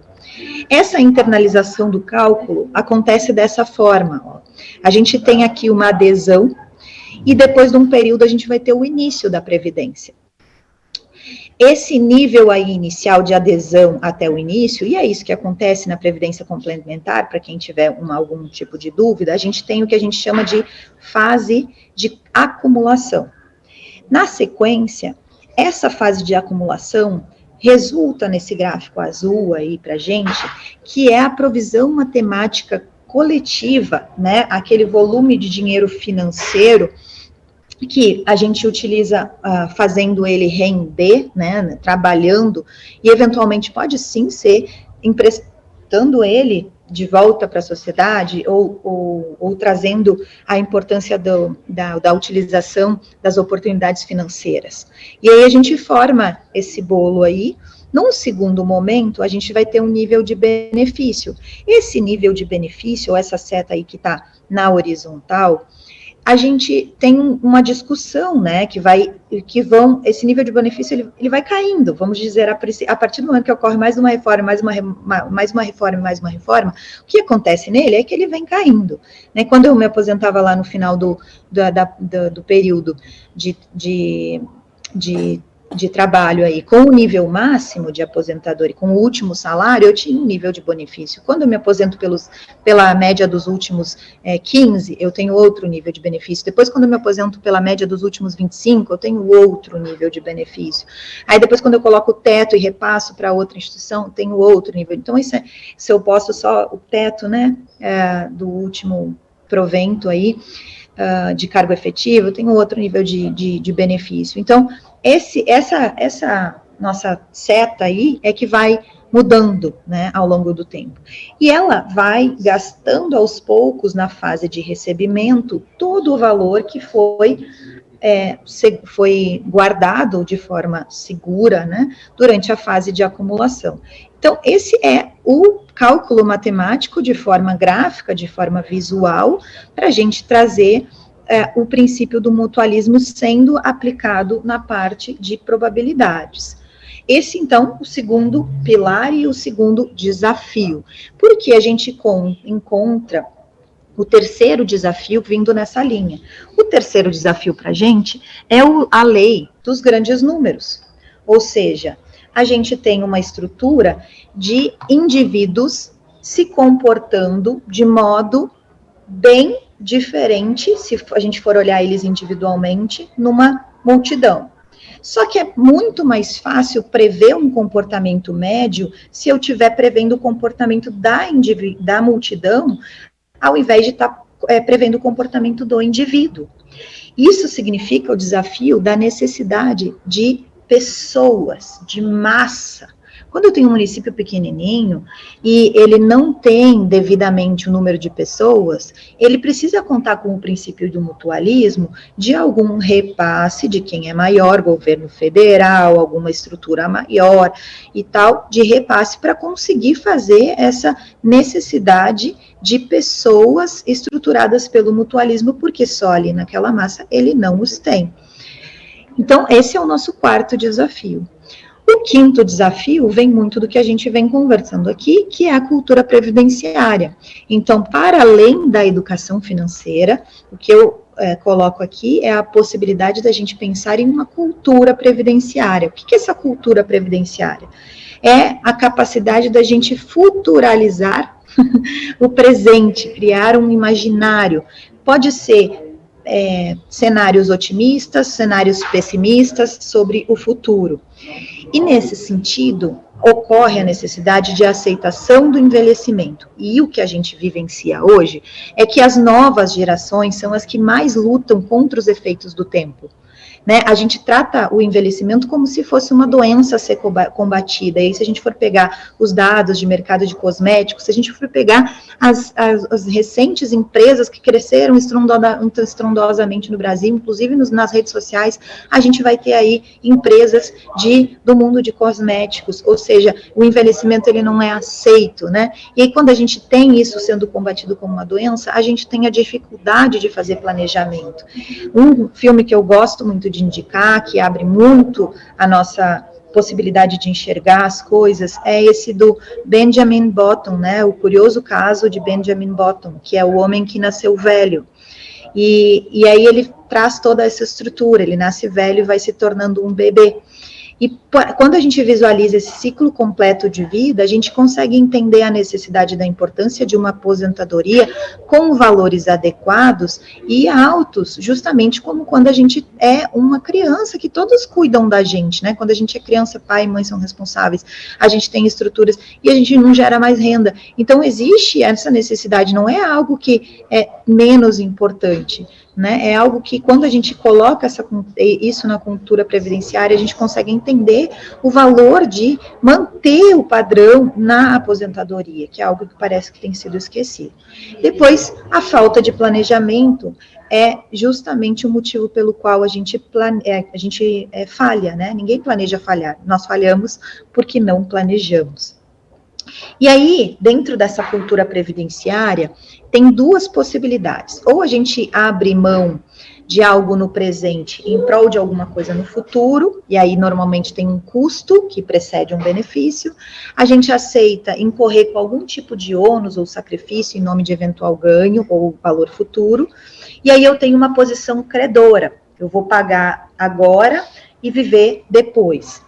Ou então, a gente tem um segundo cenário de trocas intertemporais, que a gente abre mão de algo lá no futuro, em prol de alguma coisa no presente, que existe, ou seja, uma posição devedora. A gente vive agora para pagar depois. A antecipação de certo valor do futuro para trazer um desfrute no presente. Essas trocas intertemporais geram distúrbios visuais dentro da Previdência. São dois distúrbios visuais possíveis. O primeiro, que eu chamei de miopia, que é quando a gente tem muito foco no presente, ou seja, tem uma miopia intertemporal, uma atribuição excessiva ao que está mais próximo de nós no tempo, em detrimento do amanhã. É aquela fala do Cazuza, né? É uma música do Cazuza, sobre as vivências, né, dos tempos atuais, viver como se não houvesse amanhã. Ou então o distúrbio visual que pode ocorrer é a hipermetropia, que é o foco excessivo no futuro, uma atribuição de valor ao amanhã em detrimento do hoje ou agora, e a imagem que a gente traz para isso é do tio Patinho. Sentei lá em cima do monte de moedas e não vou usufruir de nada. Então, esse risco de ficar sem dinheiro assusta mais do que a morte. É uma pesquisa de 2014, e ela, depois teve algumas repetições dessa pesquisa, mas elas têm um tamanho menor de pessoas. Essa pesquisa traz, olha isso, né, o risco da gente ficar, eu prefiro morrer do que ficar sem dinheiro, essa a fala que foi verificada. E aí eu pergunto a vocês aqui se já pensaram sobre isso, já avaliaram isso. Como é que a gente resolve isso? Pega um atuário e bota ali no meio da corda, uns puxam do lado, outros puxam do outro, e ele vê o que tem de soluções para oferecer para a tomada de decisão. O papel do atuário é ficar entre essas cordas aí e fazer essa possibilidade aí de atribuição técnica para as tomadas de decisão. E aí, para a gente finalizar aqui a exposição e ter tempo para poder fazer algumas trocas e alguns debates, o mais importante da vida não é a situação que a gente está, mas a direção para a qual a gente se move. E nesse sentido, eu quero colocar que a gente tem uma missão na Previdência.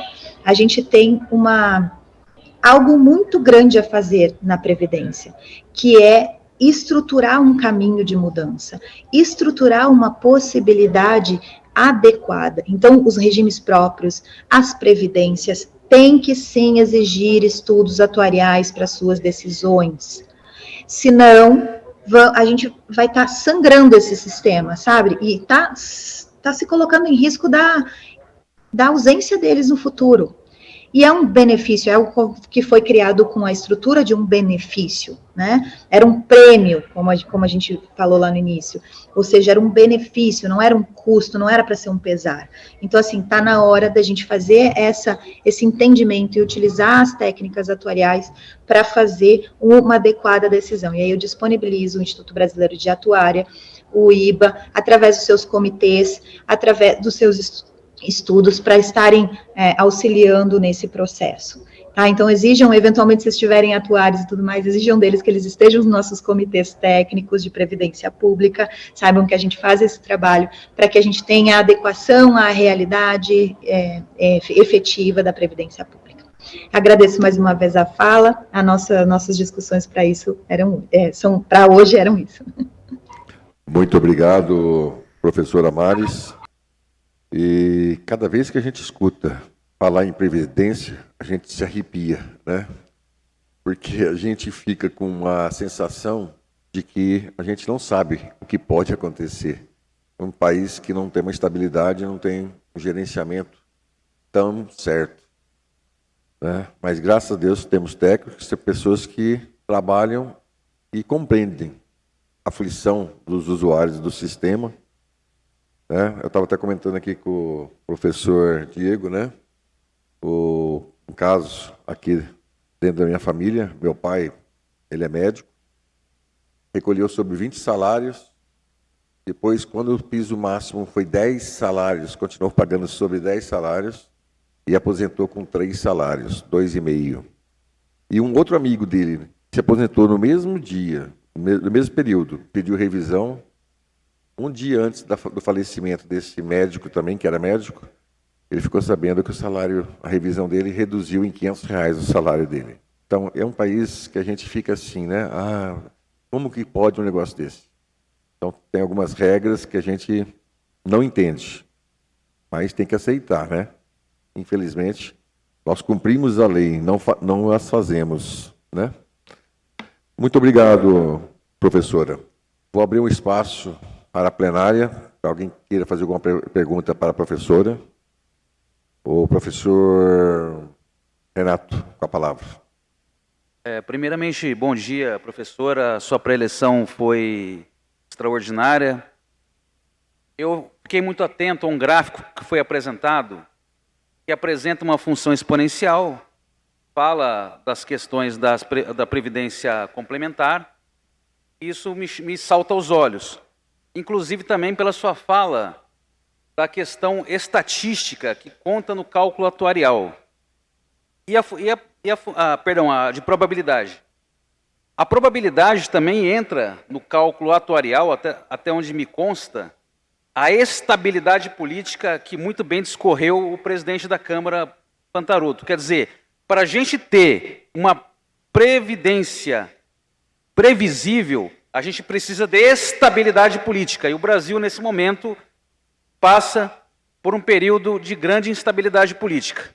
Então, um dos grandes fatores para que a gente tenha uma previdência que seja adequada socialmente e para o próprio trabalhador é garantir que haja estabilidade política. Eu acho que esse é um dos grandes fatores que pode contribuir para a qualidade das aposentadorias e a qualidade do serviço e da própria questão da política macroeconômica do país. Deu aí, Joaquim? Beleza. Muito obrigado, bom dia.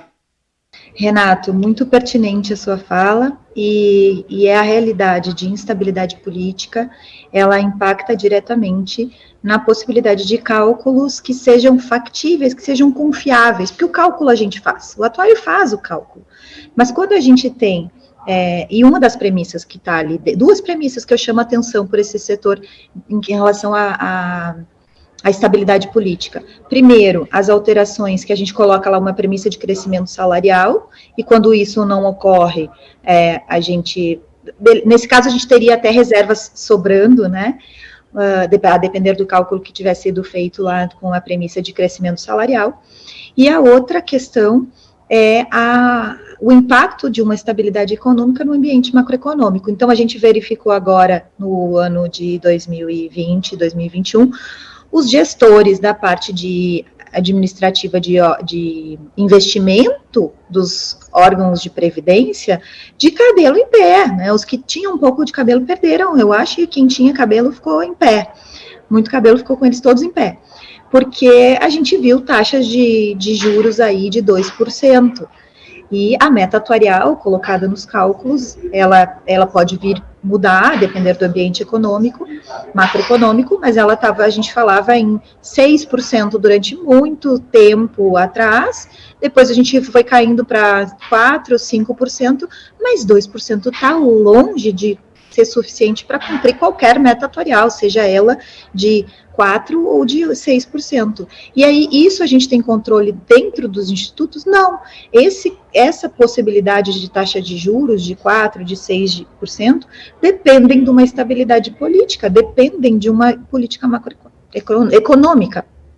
Então, eu adiciono essa sua preocupação a questão do impacto direto nas políticas macroeconômicas e nessas duas variáveis, crescimento salarial e taxa de juros ou meta atuarial que a gente calcula. O Miguel está presente aqui, vai fazer uma pergunta para a senhora agora.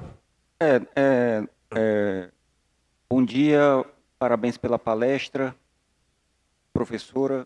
Vou me somar aqui à fala do Renato, que agora em outubro a gente vai ter eleições no Parlamento Federal, para as Assembleias Legislativas, governador, presidente da República e senador, né? Então a gente, é cidadão e é eleitor, a gente precisa saber escolher quem a gente vai colocar no parlamento, principalmente procurar votar em deputados e senadores que representam os trabalhadores, tanto do setor público quanto do setor privado. E que também ele tenha compromisso com o país, porque hoje nós temos uma situação muito grave, 33 milhões de pessoas abaixo da linha da pobreza, 40 milhões na informalidade. São pessoas, os informais, eles não estão contribuindo para o sistema de previdência. O trabalhador sem carteira assinada, ele está fora do sistema. Então, a gente precisa ter essa preocupação de eleger representantes que tragam o desenvolvimento do país, que gere emprego e renda, e que represente os trabalhadores no parlamento, não que aprove medida para desmontar o sistema, como tem acontecido com a reforma trabalhista e a reforma da Previdência. É isso que eu queria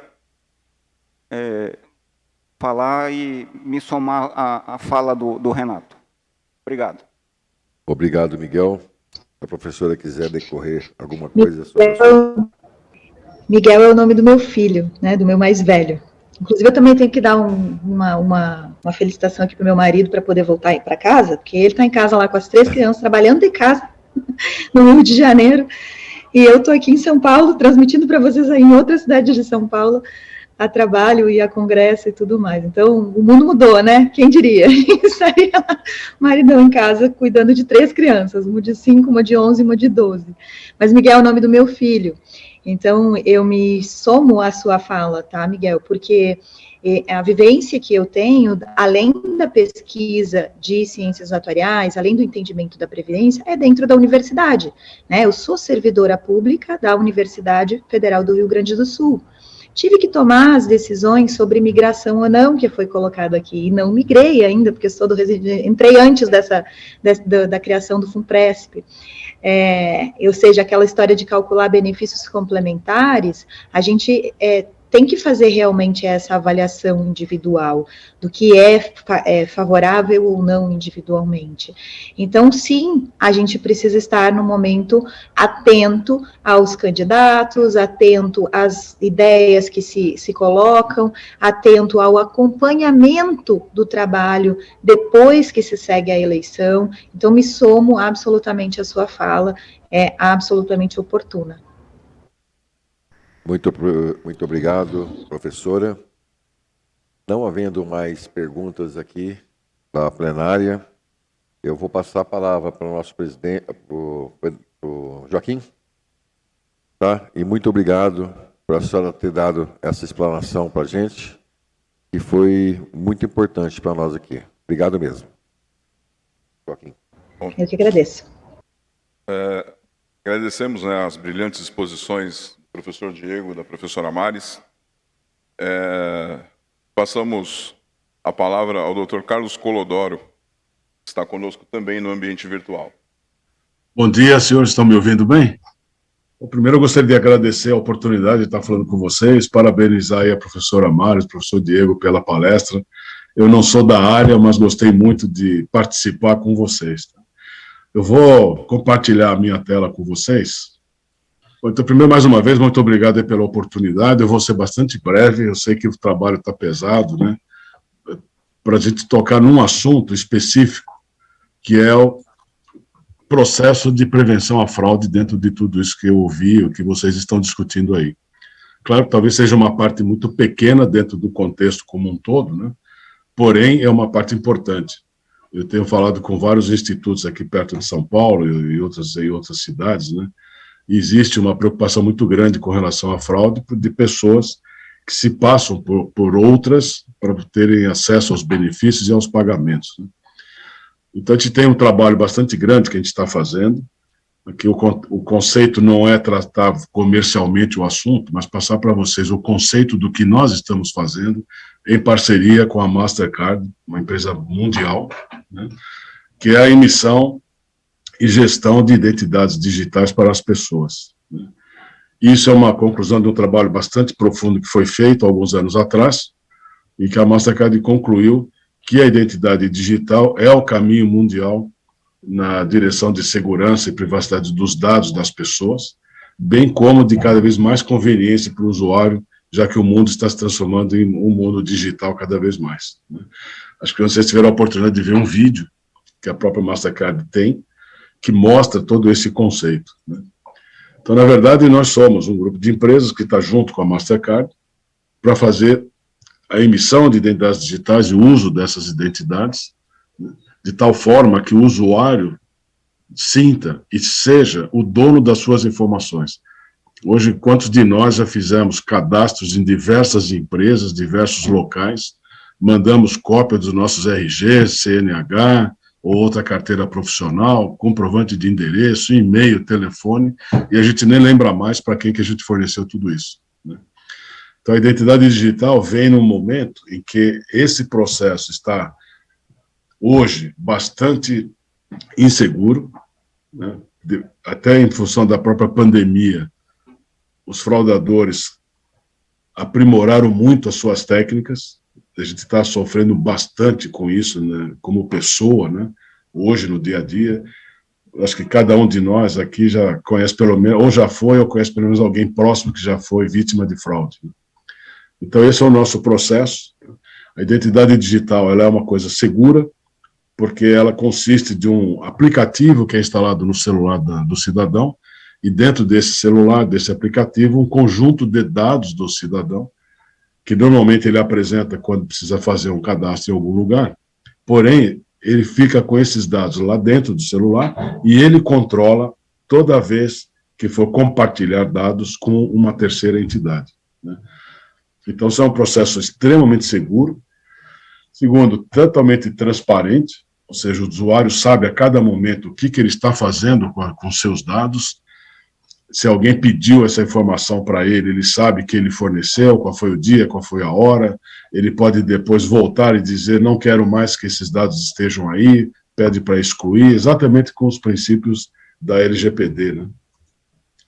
E de uma forma bastante conveniente. Basta o usuário tirar uma selfie, que todo mundo faz, e a partir daí a gente ter certeza que a pessoa que está ali é a pessoa correta, e ele passa a ter acesso aos processos, né? Então, com isso, a gente vê uma série de benefícios, né? Porque para ter uma identidade digital desse tipo, ele tem que fazer um cadastro como se fosse fazer um cadastro em qualquer lugar. Porém, ele vai fazer isso uma única vez. A partir daí, toda vez que ele for utilizar essa identidade digital em alguma entidade pública ou privada integrada a essa rede mundial de identidade digital, basta ele fazer uma autenticação biométrica, não precisa mais fornecer todos os documentos novamente. E se essa entidade ao qual ele está querendo fazer algum negócio, alguma transação, solicite informações, essas informações já estão armazenadas na identidade digital dele. Então, ele não precisa mais se preocupar com isso, né? Então, pulando, inclusive, as etapas de cadastro nessas novas entidades. Ele gerencia 100% dos seus dados, não sai nenhuma informação dessa identidade digital que não seja previamente consentida pelo usuário, né? Então, é um processo extremamente seguro. O que a gente imagina? Uma identidade digital dessas, emitida para todas as pessoas da Previdência Municipal, a prova de vida que é necessária para que ela possa continuar recebendo essa aposentadoria, poderia ser feita utilizando uma identidade digital desse tipo. Por quê? Ao usar a identidade digital, o cidadão terá que tirar uma selfie e, nesse processo, nós fazemos a detecção de vida nessa imagem. Ou seja, se a pessoa não está mandando a foto da doutora Maris, né, querendo se passar por ela, né, e se ela é ela mesma ou não. Tá certo? Então, esse é o processo da identidade digital. E a gente acredita que, se a gente puder utilizar isso como prova de vida pelo cidadão para fins previdenciários, seria muito oportuno, porque o cidadão poderia fazer essa prova de vida a partir de qualquer lugar. Ele não precisaria ir a qualquer outro escritório, outra localidade para provar que está vivo, e não necessariamente precisa provar que está vivo uma vez por ano. Todas as vezes que ele utilizar essa identidade digital, como a gente faz detecção de vida na imagem, a gente sabe que aquela pessoa está viva. Então, é um processo permanente de prova de vida. Isso acho que pode ajudar muito todo o processo de previdência, né? E com isso, para os institutos, a gente tem a garantia de que o pagamento está sendo feito para a pessoa que tem que receber aquele pagamento. Não tem ninguém recebendo no lugar daquela pessoa. Então, na verdade, o que a gente gostaria, neste momento, é de externar um convite para os institutos que tiverem interesse de conhecer um pouco melhor, da gente fazer uma segunda apresentação com mais calma, mas convidar para participar de um projeto piloto conosco. Isso ainda não é uma solução de mercado nossa ali da Mastercard, é uma coisa que está sendo desenvolvida, deve entrar em comercialização agora, outubro e novembro, né, depois de 3 anos de trabalho que nós estamos junto com a Mastercard, e esse piloto com o objetivo de conhecer essa tecnologia, analisar, avaliar os resultados que isso pode trazer para o Instituto e, eventualmente, decidir se isso pode ser, qual é a aplicabilidade disso na Previdência do ponto de vista de prova de vida, né? Então, isso que a gente gostaria de externar, deixar aqui feito formalmente um convite para os interessados. A nossa parceria, estamos construindo com a CONACAT agora com a FENALEGES, e qualquer outra instituição do grupo, né, do ambiente CONACAT, estamos totalmente abertos às críticas e sugestões de vocês. Então, gostaria de agradecer a oportunidade novamente e abrir para alguma pergunta, se for necessário, se alguém tiver, neste momento, alguma pergunta. Agradeço novamente para vocês. Boa tarde não, bom dia ainda, Carlos. Muito boa a tua explanação, tá? Sinceramente, não conhecia o produto, mas o nosso professor aqui, o Diego, quer fazer uma pergunta. Fica à vontade, Diego. Pois não. Seria mais uma consideração, Colodoro, que Quando eu tive o conhecimento recente também sobre essa identidade digital, a importância dela, me veio a memória recente de alguns acontecimentos que é recorrente nos institutos de previdência que a gente presta consultoria. E olha que importância dessa identidade digital. Vou dar um exemplo agora recente desse mês passado, agora, presidente, de que um determinado instituto de previdência em Minas é correntista de um banco. E as transações entre o instituto e o banco tinham a sua forma própria de acontecer.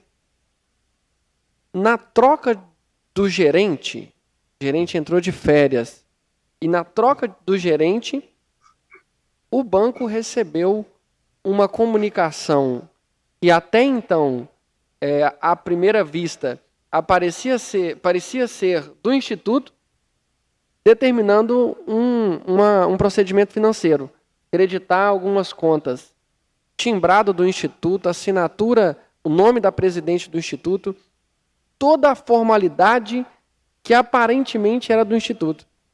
Como o gerente chegou recente, né, antes de fazer aquela operação, entrou em contato com o instituto e aí foi verificar que era um fraude. E toda a formalidade, a aparência ali aparentava ser mesmo uma determinada um e-mail do instituto encaminhando aquela operação. Por isso a importância, eu vejo, né, dessa identidade digital que acaba cada vez mais ela vem fechar esse circo, né, que vem acontecendo de fraude. Mas seria mesmo isso, Clodório, e parabenizo pelo trabalho que você vem desempenhando à frente dessa identidade digital. Bom, muito obrigado aí, professor. Na verdade, assim, a gente tem convivido com esse problema de fraude no Brasil já há muitos anos, é um trabalho que eu pessoalmente faço há décadas, auxiliando os institutos de identificação dos estados na emissão de documentos oficiais de identidade, que é o nosso RG, né? E é uma coisa muito impressionante a capacidade criativa que o fraudador brasileiro tem, né? Essa é uma das razões pelas quais a Mastercard escolheu o Brasil como o primeiro país no mundo que ela vai lançar esse produto, esse serviço de identidade digital, pela criatividade, que eles dizem, se a gente conseguir uma identidade digital segura no Brasil, conseguiremos em qualquer outro lugar do mundo, principalmente depois da pandemia, que a criminalidade evoluiu muito, né? E segundo, porque o brasileiro, por cultura, nós não temos nenhuma restrição ao uso de biometria.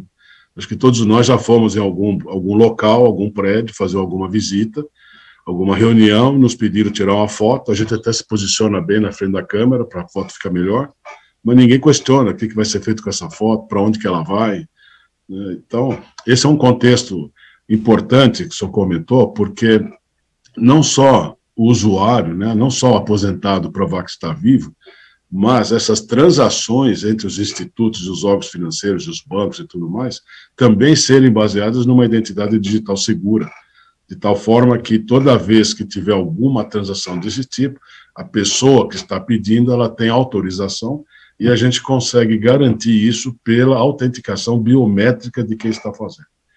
A biometria realmente ela é muito importante, ela é muito seletiva, a gente consegue garantir que a pessoa é ela mesma, né? E estamos agora fazendo um trabalho bastante intenso para a gente dar, inclusive, fé pública para essa identidade digital. Hoje ela ainda não tem, mas estamos trabalhando nisso. Mas é muito oportuna a sua observação, professor.